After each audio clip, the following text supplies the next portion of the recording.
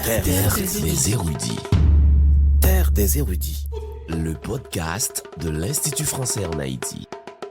Première saison. La littérature en temps de crise. Marc Sonérico. Bonjour à toutes et à tous. Pour notre 4e épisode autour de littérature en temps de crise, nous donnons la parole aujourd'hui à Dieler Messon Petit Frère. Il est poète, critique littéraire, directeur de publication chez Lègue Éditions et doctorant en dernière année de thèse à l'Université Paris-Est Créteil sous la direction de la professeure Yolène Parizeau. Sa thèse est ainsi intitulée « Écriture du corps et dynamique politique dans la fiction romanesque haïtienne contemporaine ». Elle interroge au prisme de l'approche féministe les représentations du corps dans le roman haïtien, principalement chez les romancières Marie Vieux-Chauvette, Yannick Laens et Kathleen Mars. Traduire la crise. Première partie. Bonjour, Dieler Messon Petit Frère. Bonjour Marc Sonny.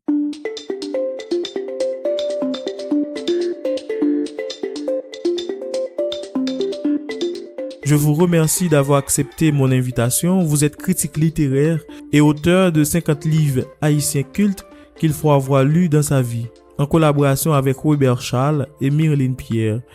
Et Haïti, littérature et décadence, études sur la poésie de 1804 à 2010, paru chez Lègue Éditions. Et vous avez publié un nombre important d'articles scientifiques sur la littérature haïtienne dans des revues. Vous êtes aussi le directeur de publication de la revue Lègue et Littérature. Le thème du prochain numéro de cette revue est du pouvoir de la littérature en temps de crise. Quel est, selon vous, le pouvoir de la littérature en temps de crise? Il faudrait, à mon avis, dans un premier temps, qu'on se mette d'accord, ou du moins qu'on se dise ce que le terme crise évoque. Au fait, la crise, ou si vous voulez le concept crise, c'est une notion qui est depuis quelque temps à la mode dans les discussions et les débats sur la condition humaine. Donc, pour vous dire que c'est une notion qui est utilisée, entre autres, dans plusieurs champs disciplinaires. De manière générale, la crise, elle renvoie à une sorte de tension, de désordre, pour utiliser une définition du sociologue et philosophe Pierre Ansart. Dans le domaine médical, la crise, ça renvoie à une sorte de malaise dans l'organisme, de trouble, voyez, ou encore une sorte de dysfonctionnement, et dans ce que je pourrais appeler l'organisation de la société. Ça, c'est sur un angle sociologique, ou encore elle peut renvoyer à un ensemble de conflits, de troubles de la vie politique ou dans les relations sur le plan politique. Là, on peut parler de la crise en termes politiques ou en termes de géopolitique, si vous voulez. Alors, dans le domaine de la littérature, la crise, si on pour aller vite, peut renvoyer à tous ces phénomènes là. Donc, quand on parle de la littérature en temps de crise, c'est déjà interroger la question du pouvoir de la littérature. Et je me réjouis de constater que la thématique du prochain numéro, par exemple de la revue Lègue et Littérature, est consacré, comme vous l'avez signalé, à la thématique du pouvoir de la littérature et des crises, est inspiré, entre autres, pas mal d'activités. Et votre rubrique là que voici qui porte sur la littérature et la crise, des festivals, des interventions ici et là, et en Haïti et ailleurs. Donc, c'est déjà une bonne chose. Donc, comme je le dis, et puisque la littérature, elle est en quelque sorte le miroir qui reflète les luttes et de la société, ou si vous voulez, dans la société et des individus. Et de ce fait, parler du rapport littérature et crise, il convient et du coup de parler de la question de son pouvoir. Et, et il est important aussi de faire en sorte que ce ne serait pas limité et ce pouvoir en général que l'on a tendance à attribuer à la littérature.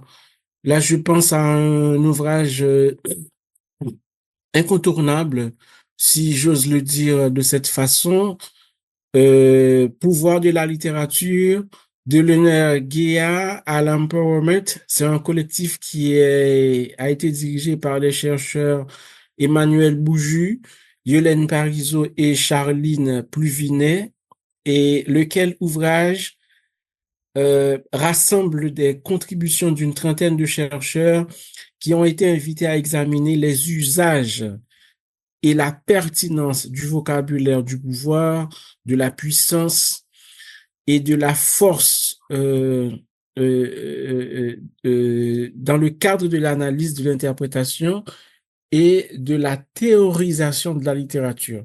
Donc, il se pose dans cet ouvrage-là, qui constitue à mon avis une sorte de Bible, les questions sur ce que peut encore aujourd'hui la littérature, ce qu'elle peut à l'heure des répétitions catastrophiques de l'histoire génocidaire. Je dirais aussi de la crise du crédit démocratique et de la menace des dictatures, des pouvoirs fascistes.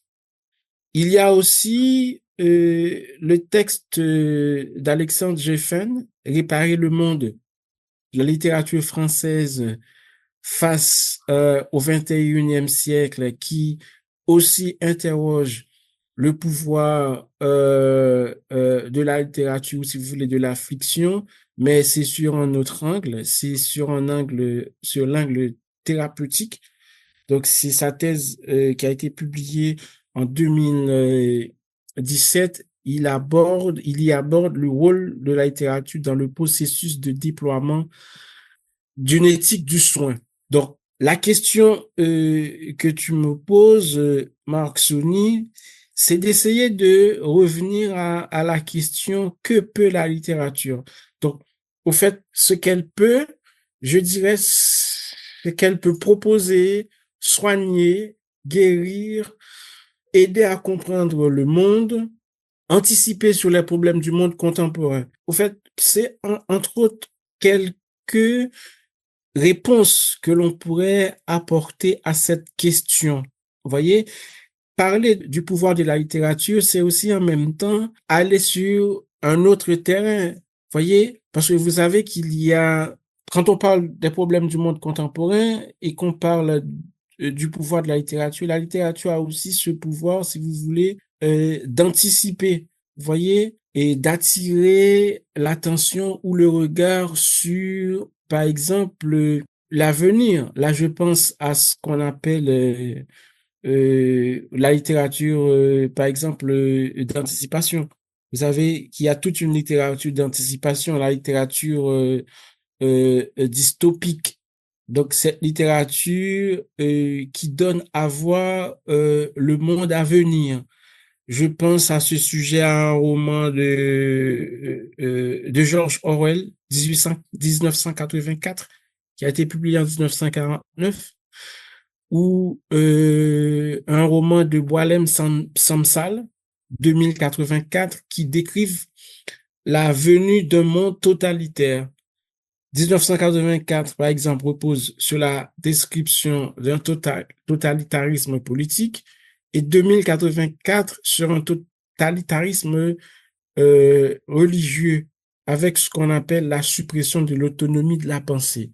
Donc, c'est pour vous dire que, pour revenir à la question, la littérature ici, cette littérature d'anticipation, cette littérature dystopique, nous projette dans un monde, on va dire utopique, le monde à venir, et qui nous permettent d'anticiper sur ces problèmes et en quelque sorte nous proposer ou nous donner des clés pour essayer de comprendre ce monde. Malheureusement, il n'existe pas en littérature francophone beaucoup de récits d'anticipation. Même s'il est vrai que les appellations, si vous voulez, l'appellation littérature francophone et littérature française pose problème, vu que les écrivains ou ces littératures se produisent dans la même langue et parfois abordent les mêmes problématiques. Donc, ce qui nous renvoie à ce propos au manifeste pour une littérature monde, publié en 2007 dans le journal Le Monde et qui a été signé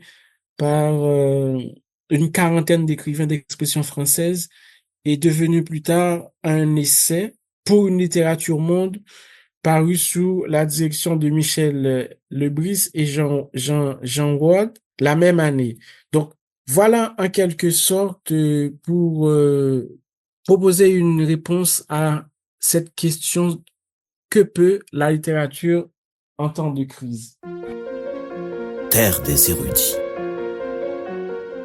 Subitement, la journaliste me demande ce que je pense de tout cela. Elle sort son calepin pour noter. Que vaut la culture face à la douleur? Se poser la question dans un salon n'a pas la même résonance qu'ici. Je n'ai qu'à regarder autour de moi pour évaluer la situation. Pourtant, les conversations sont animées et j'entends parfois des rires. On cherche une sortie par tous les moyens, ce qui fait croire que quand tout tombe autour de nous, il reste la culture. Mais ce qui sauve cette ville, ce sont les gens qui déambulent. C'est l'appétit de vivre de cette foule qui fait la vie dans les rues poussiéreuses. Je me réfère à la leçon des vieux peintres primitifs qui choisissent de montrer une nature foisonnante quand autour d'eux, ce n'est que désolation. Dany Laferrière, tout bouge autour de moi.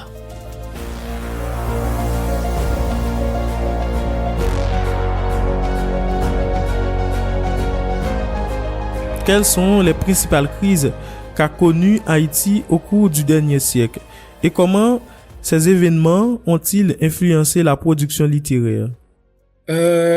C'est une très bonne question, en dépit de l'aspect, j'ai envie de dire, général ou généraliste, voire généralisé. Au fait, Haïti a connu au cours du dernier siècle tout un ensemble de crises qui, en quelque sorte, ont marqué la production littéraire. Et si l'on veut, on pourrait essayer d'énumérer quelques crises,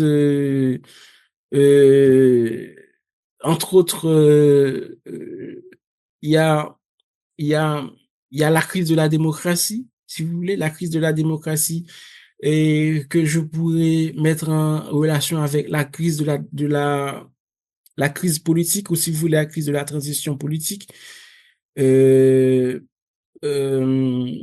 est la crise de la démocratie en quelque sorte, qui est en quelque sorte un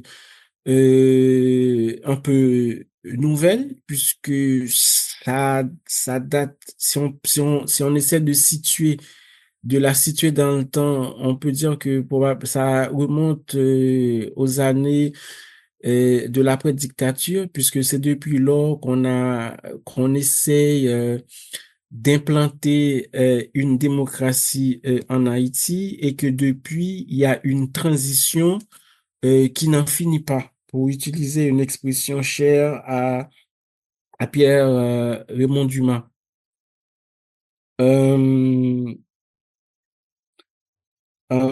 Ensuite, il y a la crise écologique, vous voyez, la crise écologique ou environnementale, si vous voulez, la crise sanitaire, la crise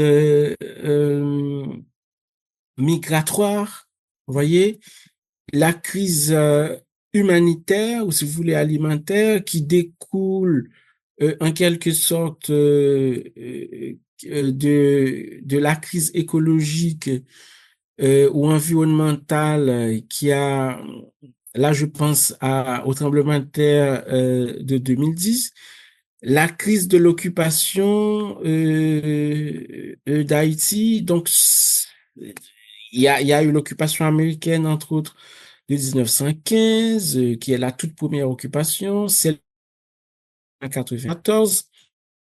Ensuite, de 2004 à 2017, c'est encore, si on peut appeler ça une troisième occupation avec l'arrivée de la MINUSTA. Et d'octobre 2017 à aujourd'hui, c'est encore une occupation en Haïti. Et toutes ces crises euh, ont traversé la production littéraire. Par exemple, si je reviens à la crise écologique, humanitaire ou même alimentaire, et je fais référence au tremblement de terre, par exemple, qui a inspiré toute une littérature de la catastrophe. Vous voyez? Et, et à ce sujet, nous avions réalisé euh, euh, Robert Charles, Myrline Pierre et moi, toute une série d'émissions consacrées depuis 2014 aux écritures du séisme. Et dans une émission qu'on avait présentée, une émission radiophonique hebdomadaire que nous avons eu le plaisir de présenter sur Magique 9, livre 9. Donc, il y a toute une série d'articles également que nous avions consacrés à ce sujet dans le Nouvelliste. Et je pense, et cette littérature du séisme, ou si vous voulez de la catastrophe, ou même, là je pense à Alessia Vignoli, qui a fait un excellent article qui s'intitule Le roman post-sismique en Haïti, une écriture post-contemporaine de l'extrême, qui est paru dans la revue Polska Academia Nauk de l'université Varsovie en Pologne, et qui est d'ailleurs un extrait de sa thèse de doctorat sur la littérature et la catastrophe.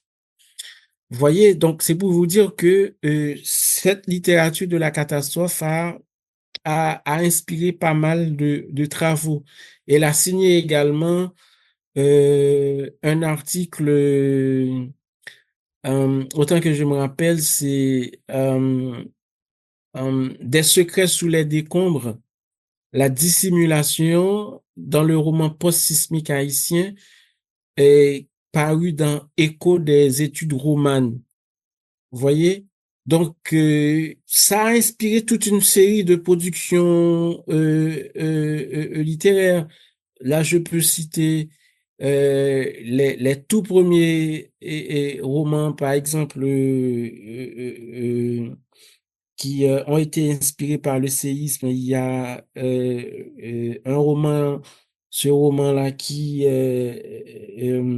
Cormélé de Marvin Victor, qui est considéré comme étant le premier roman paru en 2011, qui a mis en récit le séisme de 2010. Les Immortels de Mackenzie Orsel, un hommage aux filles de joie de la Grand-Rue, L'Ange de charbon de Dominique Batraville, qui met en scène un personnage paradoxal dans la mesure où il s'agit d'un Italien de couleur de peau noire. Rapatrié de Néhémie Pierre Dahomey est paru en 2017. Le cœur sous les décombres, un recueil de poèmes de Pierre-Moïse Célestin. De toute la terre, le grand effarement de Guy Régis Junior. Donc, pour vous dire que c'est quasiment dans tous les genres que le séisme a inspiré des œuvres littéraires. Je ne saurais oublier, par exemple, un texte comme In Memoriam, une pièce de théâtre de Jean-René Lemoine, Guillaume et Nathalie de Yannick Larens, ça ce sont les romans post-sismiques, Guillaume et Nathalie, et Les Jardinaises de Jean-Eiffel Milcé, qui sont non seulement des romans qui parlent de la catastrophe, mais qui font référence à ce que j'ai appelé tout à l'heure la crise humanitaire, ou bien si vous voulez, la crise de l'humanitaire. Et sans oublier, il y a un collectif qu'on avait réalisé qui porte sur les rues de Port-au-Prince. Ça s'appelle Des mots et des rues. Donc, il y a 14 écrivains et un historien. L'historien, c'est Georges-Édith Lucien, publié en 2014 chez Legs Éditions, qui revient sur Port-au-Prince, les rues de la capitale, où chaque écrivain parle de son attachement à cette ville. Il y a la crise il y a la dictature des Duvalier, qui a donné lieu à un nombre important d'œuvres littéraires, tous genres littéraires confondus. Là, je pense à un roman de Lila d'Esquiron, Les chemins de l'Oco-Miroir, qui revient sur les vêpres jérémiennes, par exemple. L'occupation américaine de 1915, donc il y a toute une série que des critiques, des essayistes comme Léon François Hoffmann, par exemple, qui a travaillé sur le roman haïtien appelle les romans de l'occupation. Et je cite aussi Nadève Ménard, qui a fait une thèse sur la figure de l'étranger dans le roman et de l'occupation de 1915 à 1934. Vous voyez, donc, les romans de l'occupation. Donc, je pense à Cruelle Destinée, comment il s'appelle déjà, Cléante Valsin, Le choc de Léon Lalo, Le jour d'Annie Desrois, Le nègre masqué de Stéphane Alexis, et il y a aussi Les simulacres ou l'affaire d'Ennelus Caton de Fernand Hibert. Donc ce sont entre autres des romans qui parlent de la crise de l'occupation. Et pour finir, il y a eu ce que j'ai appelé et tout à l'heure et en fait, sans oublier la crise migratoire, il y a des textes sur les récits de migrants, les scénographies d'exil. Et récemment, il y a la crise de la transition démocratique ou la crise de la démocratie. Il y a des romans, des textes qui ont été publiés à ce sujet.